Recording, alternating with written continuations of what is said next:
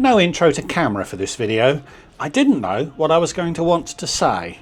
But back in January I spent 3 nights in Cape Town. It was my first visit and I can't remember the last time I was so excited about visiting somewhere new. And in this video I'll show you what I found. So stick around. Hi, I'm Matt and this is Matt's Planet. I aim to entertain, educate and inspire with my travel adventures from planning to execution. I'll show you how you can travel in style for a lot less than you'd think. So subscribe so you can come with me. Cape Town is lovely and I had a great time there. Please keep watching the video even though I've given that away early. The focal point, for tourists at least, is the V&A waterfront development. This is the redeveloped dock area of the city and is now a large complex of bars, restaurants, shops and other attractions, including a large aquarium. Now 99% of you will assume V&A refers to Victoria and her husband Albert, as it does everywhere else in the world. But here it actually refers to Victoria and her son Alfred, who laid the foundation stones for a new harbour in Cape Town when he visited when serving in the Royal Navy. Top bit of pub quiz trivia to file away there.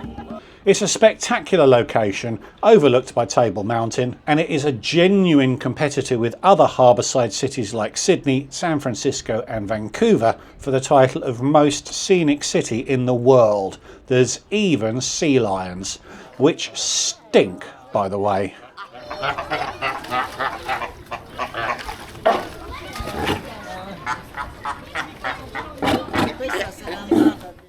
And it's cheap. Boy, is it cheap.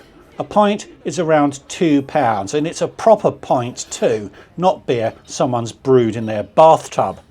A glass of really nice wine is £3 or £4 and meat is also really cheap, top quality stuff too. I feasted lavishly on steak dinners in very smart restaurants and with a couple of large glasses of wine I got change from 30 quid both times. Cape Town really ticks a lot of boxes.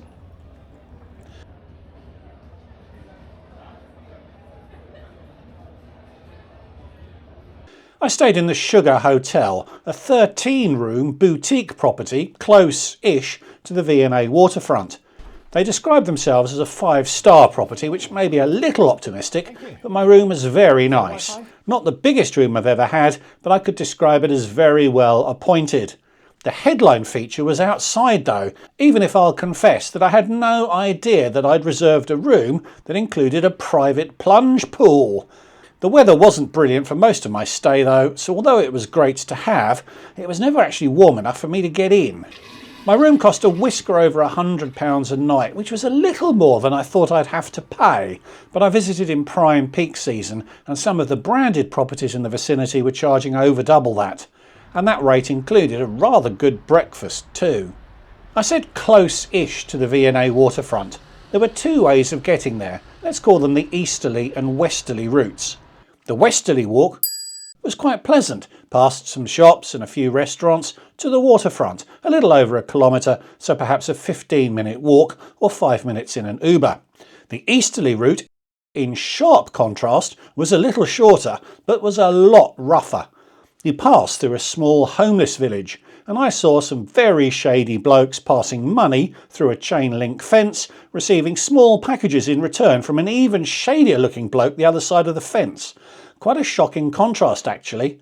No one gave me a second look during the day, but I wouldn't have felt safe going that way after dark. So it's time to address the safety issue. Cape Town has the reputation of being a challenging place to visit if you stray off the well-trodden tourist path. This was the only time I did, and from that experience I am inclined to warn you to be quite cautious. The V&A area is fine, as was that westerly approach, but I'd be cautious about wandering the wider city freely.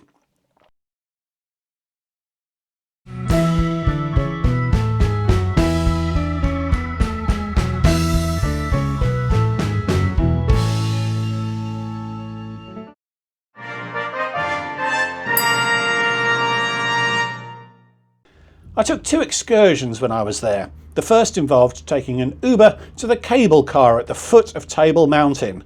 The proximity of the cold ocean to the hot land means that the mountain often gets a tablecloth, as they call it, and when I woke on the morning I'd allocated to this activity, I was a little disappointed to see that the tablecloth had indeed been laid. It was then or never though, as I had very limited time in the city, but at least the queue for the cable car was very, very short after that £5 Uber ride. Buying your ticket online in advance will speed things up a smidge when it is busy.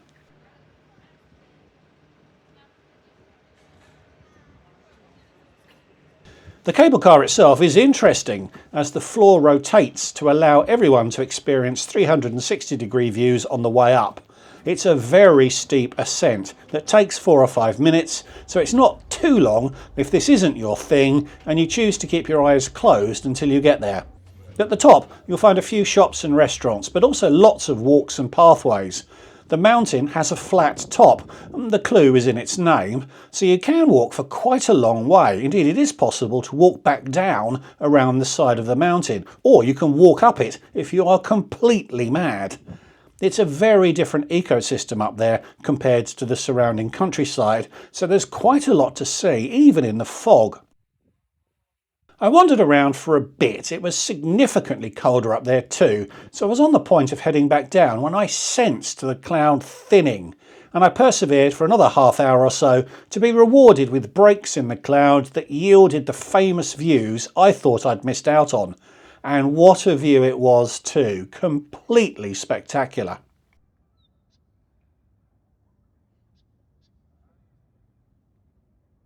I also spotted some dassies, actually rock hyraxes, happily hanging out beside sheer drops.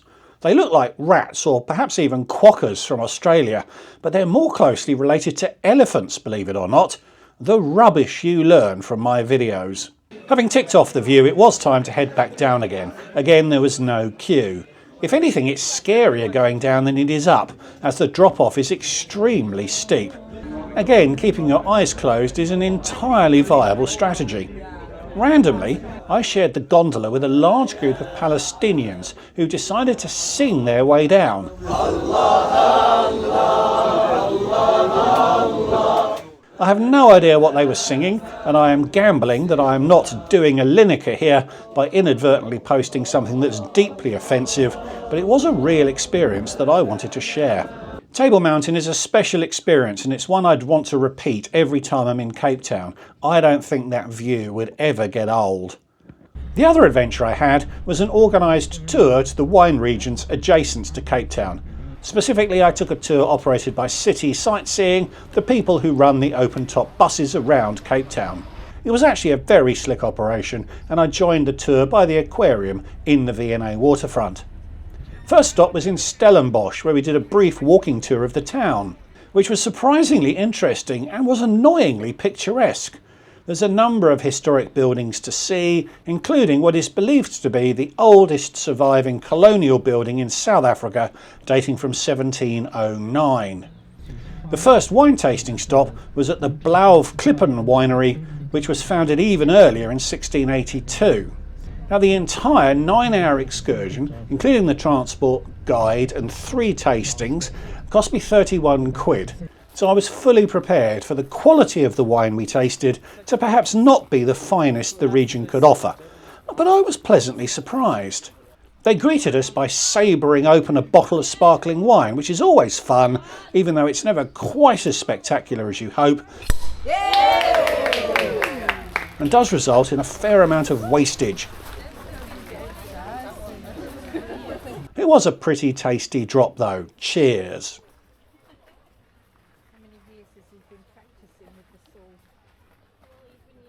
After a tour of the barrels aging in the sheds, it was inside to taste another 4 wines, 2 whites and 2 reds.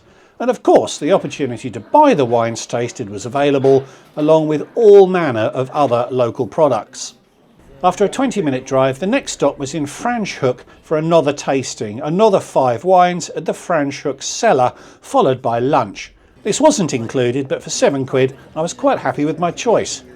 There were about 60 people on this tour, and I think the group size limited the choice of venue to those able to accommodate that many people at the same time, which only the very touristy of venues are able to do. It's not a criticism, but if you follow in my footsteps and are keen to discover some hidden gems of the region, a tour involving a smaller group size might be a better choice, even if it ends up costing you a fair bit more. The next stop was an unexpected highlight. On February the 11th, 1990, Nelson Mandela walked out of the Victor Verster prison to freedom.